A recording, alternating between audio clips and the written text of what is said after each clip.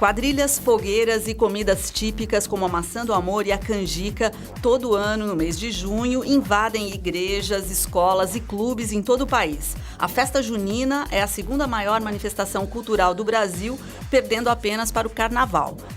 Herança da era colonial, com influências indígenas, a festa faz parte do calendário religioso e com características diferentes em cada canto do país. Esta é a pauta do Viva Voz de hoje, que está no ar pela rádio e também pela TV Univale. Hoje comigo, a acadêmica de jornalismo, Luana Amorim. Boa tarde, Liz, e boa tarde para você que está acompanhando o Viva Voz pela rádio e também pela TV Univale. Lembrando que você pode acompanhar nosso programa através do nosso Facebook, facebook.com/VivaVozUnivale, ou também pelo nosso Instagram e Twitter, @VivaVozUnivale.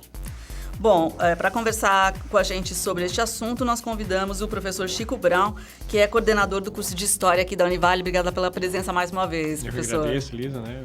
Mais um momento aqui com vocês, né? Um tema tão sugestivo, né? Muito bacana, acho que todo mundo gosta um pouquinho, né? Alguns mais de forma mais próxima, mas é sempre muito bacana, muito colorido aquele momento das festas juninas, né? Exato. Bom, então, junho, mês oficial dessas comemorações que homenageiam 3 santos católicos, né? O Santo Antônio, no dia 13 de junho, São João Batista, no dia 24, e o São Pedro, que encerra, né, no dia 29 de junho. Dá para a gente entender um pouco melhor como é que surgiram essas festas, Chico? Essas festas, elas são oriundas, né, do período da cultura medieval, né, em certa medida. E aqui no Brasil é processo de colonização do Brasil mesmo, né? É o período colonial que vai instituir isso, porque a primeira instituição a se fixar no Brasil, né, não foi nenhuma instituição governamental, mas foi a instituição igreja, né? Sobretudo a Igreja Católica. Então, ela vai trazer, né, muito do imaginário europeu medieval, sobretudo ibérico, né? Principalmente, no nosso caso, Portugal, essas representações, né? Por quê? Porque na Europa medieval, por exemplo, o que acontece? Se a gente olhar no calendário, cada dia do ano tem um santo correspondente, né? Isso vem do período medieval, que era uma estratégia que a igreja encontrou para coibir as guerras. Porque no período medieval havia muitas guerras, né? Então, o que a igreja instituiu? Em dia santo não pode fazer guerra. Então, foram colocando. Isso gerou uma prática até que era muito comum aqui na nossa região também, inclusive até muito pouco tempo, que era, por exemplo, né, o sujeito se chamar João. Por quê? Porque nasceu no dia de São João, né? Ou Sebastião, Sebastiana, porque nasceu no dia de São Sebastião. Então, essa prática era muito, muito comum, né? Batizar, nascia um filho e olhar qual era o santo do dia para homenagear o santo a partir dele. Então, essas festas, né? Elas são essas não, né? A festa de São João, ela é uma reconfiguração, na realidade, de uma prática, né? Porque ela é uma festa brasileira, ela só tem aqui, né? Mas ela é fruto desse resultado, né? Da instituição da Igreja Católica no Brasil, né? E como que culturalmente o Brasil vai se constituir a partir de então, né? A gente pode ver que tem muita coisa açucarada na festa junina. Por quê? Porque a própria economia do Brasil colonial, ela se inicia, né, com um ciclo açucareiro. Então, essa questão da paçoca, da rapadura, essas coisas... Além de ser o mês da colheita do milho, né? Então, por isso que é muito comum a gente ver produtos derivados do milho, né? Região Nordeste, parte Sudeste é muito comum, né? A pamonha, que já chegou aqui também, mas são típicos desses espaços que vêm dessa cultura que se institui, né? Então, foi a forma que se encontrou, vamos dizer assim, né? O que diz o antropólogo Nestor Canclini, né? É um processo de hibridismo, né? Então, a América Latina é muito assim, né? Um processo de hibridação. Porque às vezes nós usamos durante um período, né? Nós discutíamos muito isso em Mircea Eliade, o sagrado e o profano, que também parece, né? Uma festa profana num espaço sagrado, porque na festa junina tem baile, né? Que seria profano. Bebidas alcoólicas. Isso, invadindo o espaço sagrado. Mas o que nós observamos, né? A ideia do Eliade para sagrado e profano é uma relação na Europa da instituição do cristianismo frente ao paganismo. E aqui no Brasil e na América Latina você não tem exatamente esse processo, né? Porque não é isso frente àquilo. É isso e aquilo também, né? Então, é a liturgia católica, mas, ao mesmo tempo, todos os outros processos e influências acontecendo ao mesmo tempo, né? Então, tá ali o baile, tem a dança da quadrilha, tem isso, tem aquilo, e com influências que são, né, de culinária desde indígena a africana. Isso tudo vai se juntando e num estilo de música que vai ser muito diferente, como, por exemplo, a gente chama aqui de música caipira, mas, né, no Nordeste é forró e etc. Então, são gêneros muito brasileiros e com uma influência ibérica muito grande, né? Legal. E, bom, as festas juninas, elas se popularizaram através de eventos promovidos pela Igreja Católica. As conhecidas quermesses eram eventos que, além da homenagem aos três santos, São João, Santo Antônio e também São Pedro, também era uma forma de arrecadar fundos para a comunidade religiosa, né? Professor, é certo a gente falar, então, que a festa junina pode ser considerada uma celebração tipicamente católica? É porque ela nasce no catolicismo, né? Mas, no final das contas, ela acaba se tornando um patrimônio, né? Por quê? Porque as escolas também fazem, né? Então... Um patrimônio cultural. É um patrimônio cultural, né? É um patrimônio imaterial. Porque, no final, né, as escolas fazem... Não só as escolas, né? Mas, se a gente for pensar, muitos setores de trabalho, né? Pessoal do trabalho numa empresa, ou mesmo aqui na universidade a gente encontra isso. Ó, o centro tal vai fazer festa junina tal dia, então o pessoal se junta, né? Aí faz o quentão, faz os doces, pipoca e... Ah, e qual é o quesito daí, né? E de traje típico, aí tem que ir trajado na festa. Então, é uma festa que se popularizou muito na cultura do brasileira mesmo, né?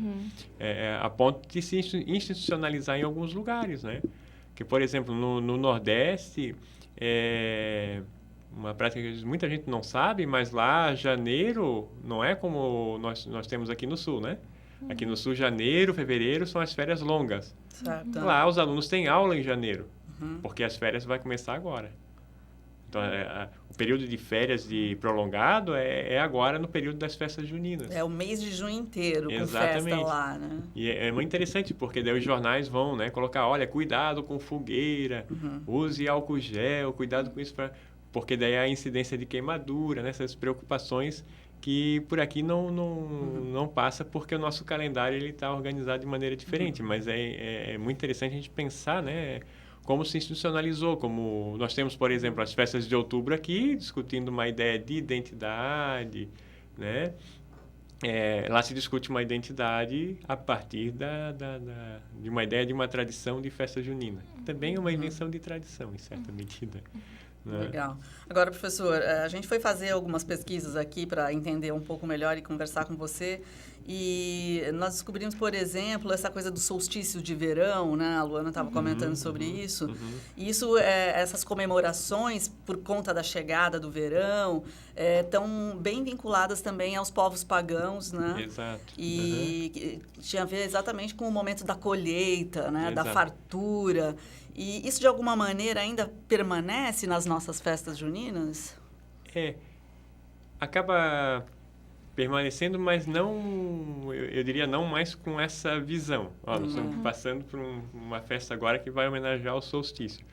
Me parece que isso é um aspecto interessante do catolicismo, mesmo na Europa, porque como eu estava dizendo anteriormente, né, dessa ideia do sagrado e do profano, quando em algumas regiões da Europa o catolicismo ele vai se institucionalizar, né, ele se torna a instituição religiosa vigente, ele vai se apropriar também de cultos que eram, né, ditos pagãos, mas ele vai fazer o quê? Ele vai dar uma nova roupagem daí. Aí aquilo que iria ser visto como pecaminoso, profano, porque, né, lá o ritual, né, esse ou aquele das valquírias, das runas, sei lá do quê, eles vão transformar isso em festa para algum santo. Legal. Então, eles vão, né, se apropriar mesmo. Se apropriar, né? porque você não teria como simplesmente impor uma religião sem se apropriar daquilo que já estava presente, né? Já havia uma tradição anterior. Exatamente, exatamente. É como no catolicismo latino-americano, né? No México, por exemplo, a Igreja Católica acabou se adaptando a rituais que eram dos astecas, dos maias, né? Assim como no Brasil, né? As mulheres do Candomblé da Bahia vão lavar a escadaria da Igreja do Nosso Senhor do Bonfim. Então, a Igreja Católica, nesse sentido, foi muito inteligente na América em perceber essa condição. Quer dizer, né? Você permite, né? Essa não foi uma igreja intolerante, não pode.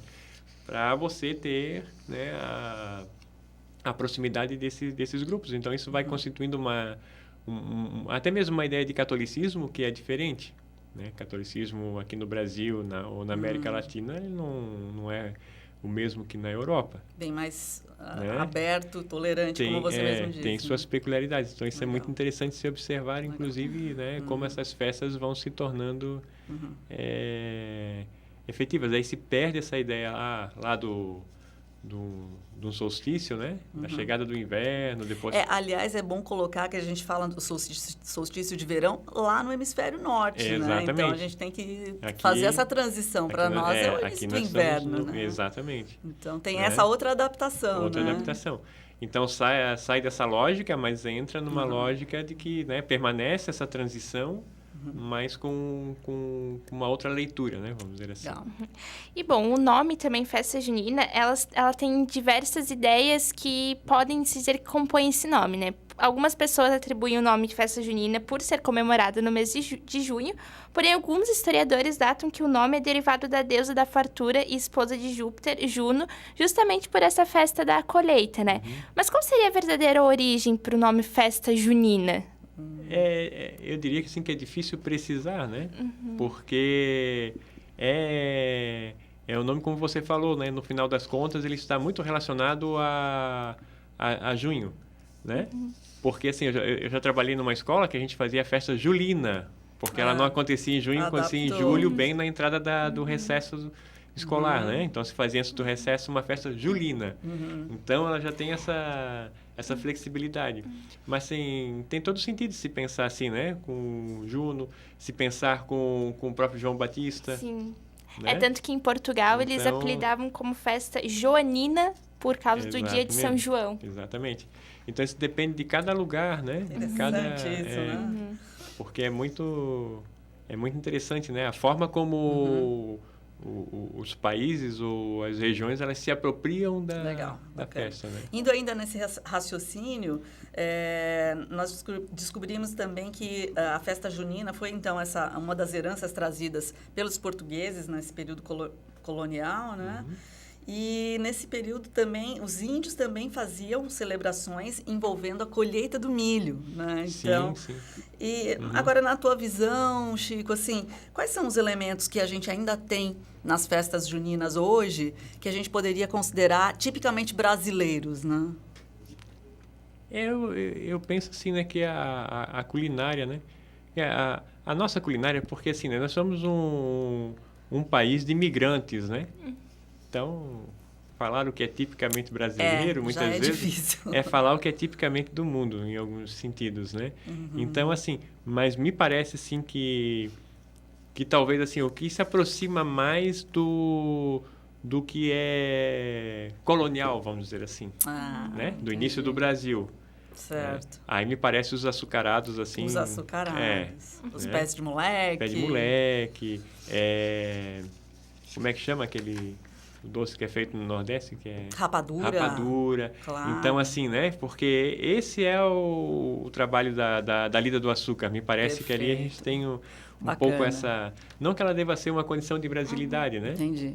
Porque Mas muito presente. Mas muito presente na festa até hoje, né? Então, tem esse vínculo, né? Do colonial. Muito bom. Bom, depois do intervalo a gente volta a conversar com o professor Chico Braun para entender um pouquinho melhor sobre as festas juninas.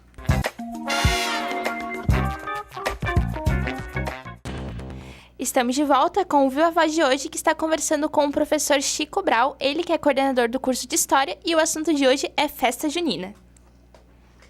Isso mesmo. Bom, Chico, um dos grandes momentos das festas juninas é o casamento, né, da roça e tal.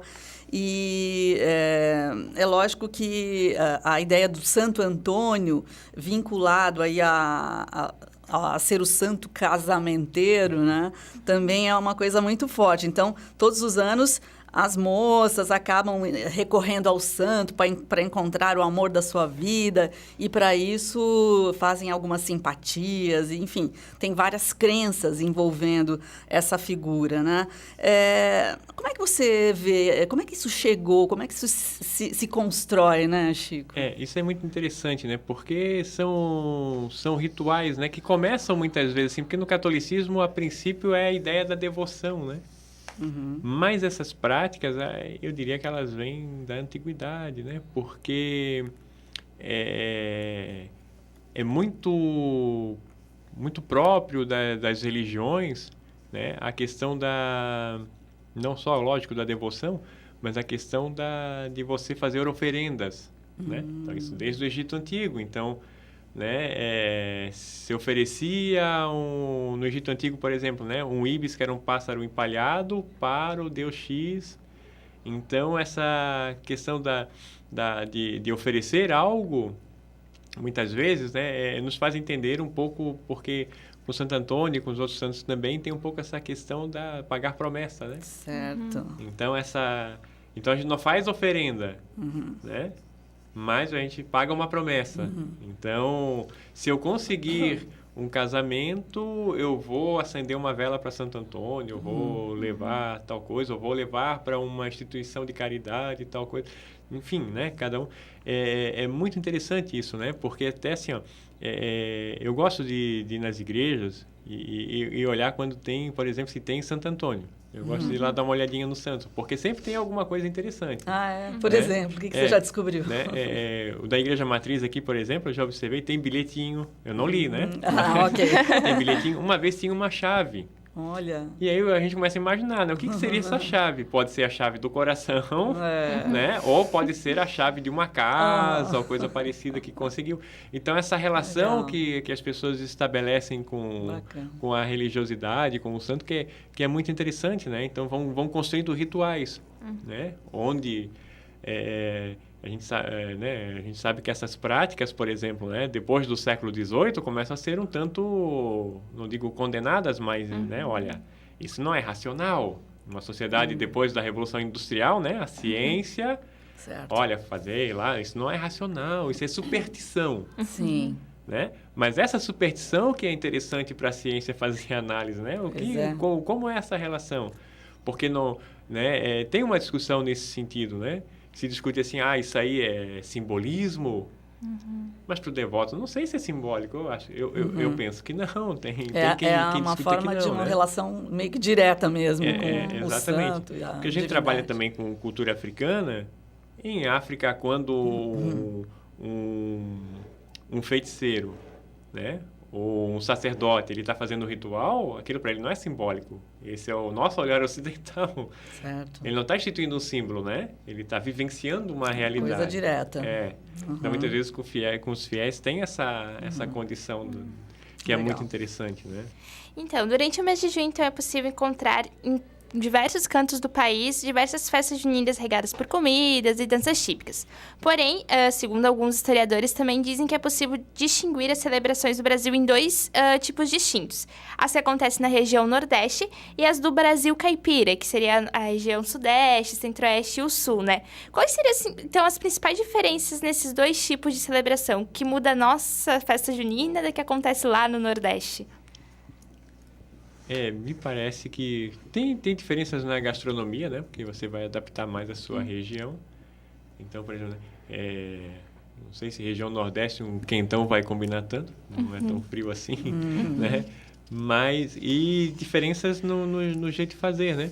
Porque talvez, assim, Sudeste, Sul, né? Não sei se vai muito por aí, mas é interessante um aspecto, porque parece que Sudeste Sul, no final, se construiu mais uma representação nos últimos anos, que é uma representação do início do final do XIX, início do século XX, que é muito essa visão da modernidade, no final das contas, no Brasil, né? Via Monteiro Lobato, por exemplo, né? Festa junina relacionada a uma ideia de Jeca Tatu, né? Então, o caipira, aquele que não sabe falar direito, né? É o da roça. É o da roça. Essa é uma representação, né? Uma construção que ficou muito evidente, me parece, no sul do Brasil. Daí você tem que pintar o dente, Isso. tem que... Né? A camisa xadrez. A camisa o que xadrez. Você diz desse vestuário? Aí você... As saias rodadas, né? É muito estereótipo, né? É um estereótipo até mesmo preocupante, porque daí é aquela situação. É uma contradição da modernidade, que a Europa vive no século XIX, o Brasil no início do século XX, que é a contradição entre o campo e a cidade, né? O campo, o lugar onde o tempo não passa, o lugar do atraso, a cidade é a modernidade. É onde as coisas acontecem, né? Aquelas representações da ideia da cidade como o lugar... É o lugar do perigo, né? A cidade no século XIX se torna isso, né? Se a gente passar pela literatura é muito interessante, né? Porque, por exemplo, né? Drácula de Bram Stoker é o século XIX, é essa efusão da modernidade, né? Onde tem cinema, tem violência, a cidade é o lugar do perigo, né? Então, você tem esse processo, me parece, sabe? Essa construção que acabou, em certa medida, sendo reproduzida mais na região sudeste e sul, essa ideia, né, do caipira. Que até o que a gente chamou de música sertaneja e tudo mais, a princípio era música caipira, né? Aliás, já que você puxou isso, então eu acho que vale a pena conversar sobre isso. Porque se a gente for pensar na música das festas juninas, né, também a gente vai ver claramente no Nordeste o forró, né? E o sertanejo de raiz, vamos dizer assim, né? Só que, lógico, hoje a gente já está vivendo essas transformações e adaptações todas mais uma vez, né?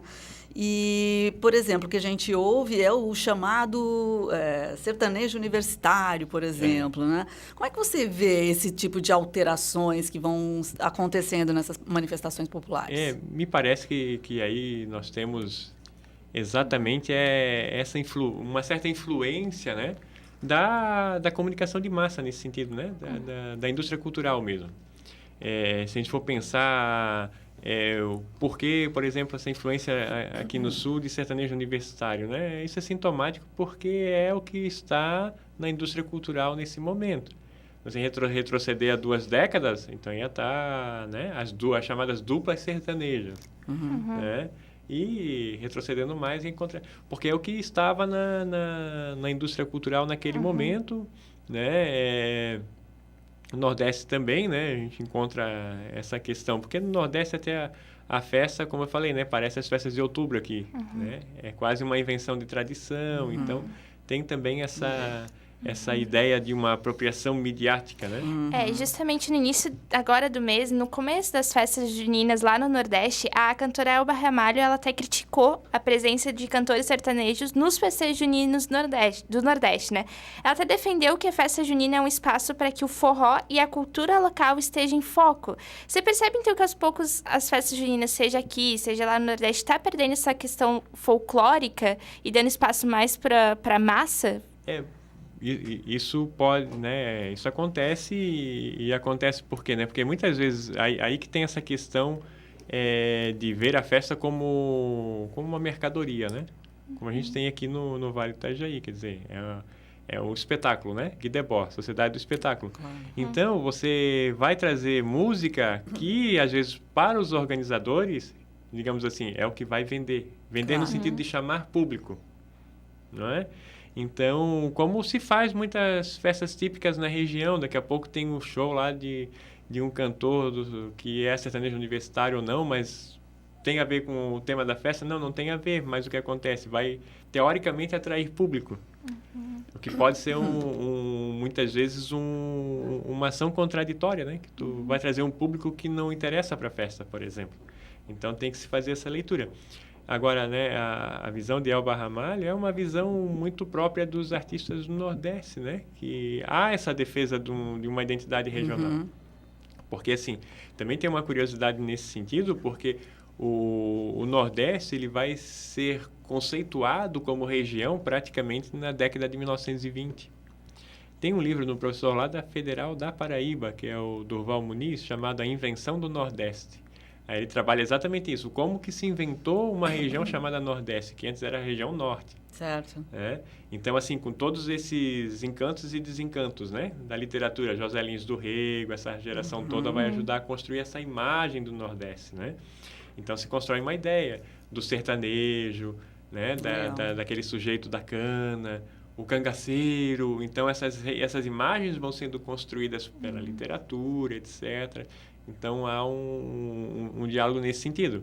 Então, muitas vezes essa ideia também, olha, tá vendo outra música aqui, está tirando, né, a originalidade da festa, mas que é uma discussão com qualquer festa, né? E não tem muito o que se fazer, né? Essa resistência, não sei até quando resiste. Né? Porque também culturalmente é difícil a gente dizer que isso é original, porque a cultura é dinâmica, né?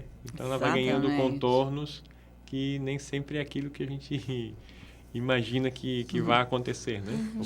Chico, 10 segundos só para a gente fechar, então.